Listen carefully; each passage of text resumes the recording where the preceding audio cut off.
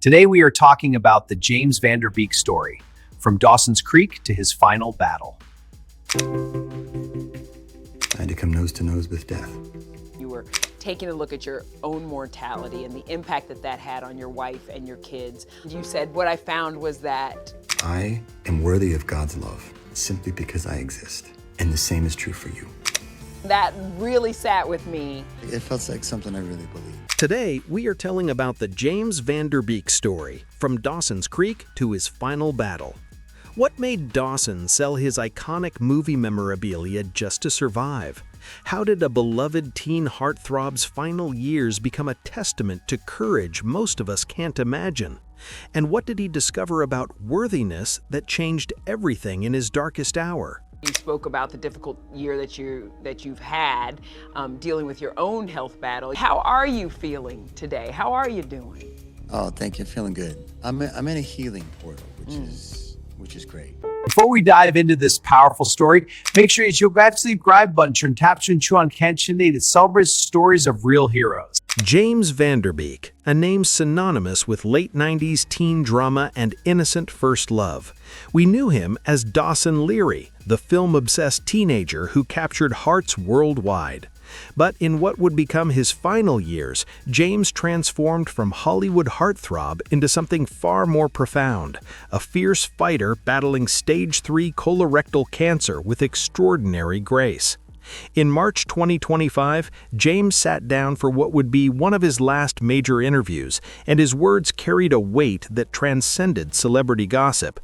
"I had to come nose to nose with death," he revealed, his voice steady despite the gravity of his statement. He was looking forward to new projects, Overcompensating and the Legally Blonde prequel series Elle. "Going back to work next month, and so yeah, things are good," he said with characteristic optimism. He was cast to play somebody running for mayor in Elle Woods in high school, a role that showcased his continued relevance in Hollywood. But the journey to that moment was anything but simple. It was a path marked by extraordinary highs, devastating lows, and ultimately profound spiritual discovery. "What I found was that I am worthy of God's love simply because I exist," James shared, reflecting on his confrontation with mortality. "And the same is true for you." If you're enjoying this deep dive into James Van Der Beek's incredible journey, don't forget to subscribe and help us hit 1K. Your support means everything. Let's rewind to 1997. Entertainment Tonight visited the set of a new teen drama shooting in North Carolina, and a fresh-faced 20-year-old James gave them a tour just 2 months before the premiere that would change his life. "This is Dawson's room," he said, gesturing around a set cluttered with film posters and VHS tapes. "As you can see, Dawson's quite the film buff." He pointed to a Scream poster with a laugh. "Don't know why that poster's up there." The young actor was putting in serious hours. "I probably spend more time here than I do in my bedroom. Yeah, we worked about 14-hour days," he admitted. But James was living his dream. Before landing the hit series, he'd been doing off-Broadway shows since he was 16. He'd gone off to college but dropped out once Dawson's Creek got picked up. "I'm having a great time. This is what I wanted to do as an actor, to get to have an opportunity like this." Dawson's Creek ran for 6 incredible seasons, launching not only James's career, but also making Michelle Williams, Katie Holmes, and Joshua Jackson all stars. The camaraderie was real. "Yeah, Josh and I are sharing an apartment right now, and Josh's dog Shunda, he's my third roommate," James joked with reporters. "Dog is fine. It's Josh that I can't stand." James and Katie were even each other's +1s at the Emmys in 1998. By 1999, James was actively trying to shed his wholesome Dawson image. He gained 10 pounds of muscle to play a tough high school quarterback in Varsity Blues. "I went to the gym like a maniac before we actually started shooting, so by the time we actually got in with the football players, I kind of had a false sense of confidence that I could step in and take a full-speed hit. Of course, I ended up on my back seeing stars." The heartthrob label followed him everywhere. "Next thing, people, they're printing that you're a heartthrob, and all my college buddies call me and give me hell for it," he laughed. Though some on set couldn't separate him from his TV persona. I look at the linebacker next goes, "I don't want to wait." But the film became a box office hit. It was James's first leading role in a movie, and it helped him win an MTV Movie Award in 1999. Ever humble, he joked backstage with E.T., "I think the Academy is swayed by this. I think they're thinking they really missed the boat by not nominating me." Smash that subscribe button if you appreciate hearing the real stories behind Hollywood's biggest names. Let's grow this community together. James remained remarkably grounded. "I've definitely grown up from Dawson. We're not deluded into thinking that the show is the best thing on earth. You'll never find anyone more critical of the show than all of the actors on it." He continued pushing boundaries, playing a college drug dealer in The Rules of Attraction and a post-Civil War ranger in Texas Rangers, all while on breaks from his TV hit.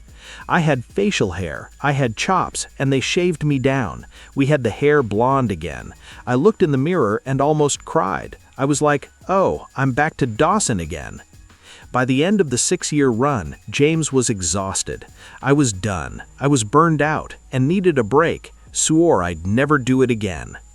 Post-Dawson's, he did return to TV, playing a serial killer in Criminal Minds, making a cameo on How I Met Your Mother as an 80s heartthrob who let himself go. "That's the reason I did it. Simon is now fat and bald." I said, "Sign me up." And a 2-season stint on CSI Cyber. He later transformed to much praise playing singer Diplo in the 2017 parody series What Would Diplo Do? The actual real Diplo said, "Just make me look completely ridiculous," James shared. Throughout his career, he handled being typecast as Dawson with humor, from SNL to playing a fictionalized version of himself in Don't Trust the Bee in Apartment 23. The worst is if I'm at the gym and the Dawson's Creek theme song comes up and I'm just kind of like, oh God, there's like nowhere to hide. And then like some dude comes off the bench like, "Hey, it's your song." We're halfway through this incredible story. If you haven't subscribed yet, now's the perfect time. Help us reach 1K. Off-screen, James's life was equally dramatic. Just months after divorcing his first wife, Heather McComb, in 2010, he married expectant girlfriend Kimberly Brooke in an intimate ceremony in Israel. "That's our favorite place," he explained when asked why Israel. The pair would go on to have 6 kids, but not before enduring tremendous heartache. "We lost the baby," James revealed on Dancing with the Stars in 2019. "Well, I've actually had 5 miscarriages total, but the last 2 were significant in that they hospitalized me."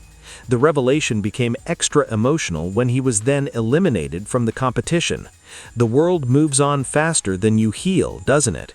Reach out to friends and family and loved ones and talk about it. 8 months later, James lost his mom. He was heartbroken. Shortly after, the pandemic hit. James left Hollywood, moving his entire family to a 36-acre ranch in Texas. Then in 2023 came the diagnosis that would define his final chapter: Stage 3 colorectal cancer. James kept his diagnosis secret for more than a year until a tabloid threatened to reveal his condition in 2024. When asked about his journey, he remained optimistic. "Thank you so much. I'm feeling great, feeling really strong, in a very good place. Yeah, thank goodness." But just 3 months after helping raise awareness for colorectal cancer on Fox's special The Real Full Monty in 2024, James admitted the disease was greatly affecting his marriage and family life. "No longer be a husband that was helpful to my wife. I could no longer be a father who could pick up his kids and put them to bed." The financial strain was real. He even sold merch from Varsity Blues to help pay for treatment. But through it all, James leaned on faith and family. They supported him during his stint on The Masked Singer, one of his last projects where the anonymity was healing. Put on a mask and connect with an audience and not have cancer be a part of the equation at all was awesome. When his kids surprised him on set, the emotion was palpable. "It was everything, man. They were what inspired me to do it," he said, his voice thick with emotion. His kids' pride was evident. "So proud," they chorused. Before we wrap up, make sure you're subscribed to catch more powerful stories like this one.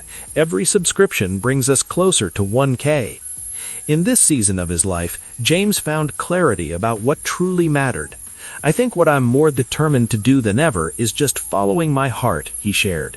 "Singing was something that I love. Dancing I love. It's really just all about going towards the things that I know will light me up on some level, that I feel I can contribute to, that I can bring something to."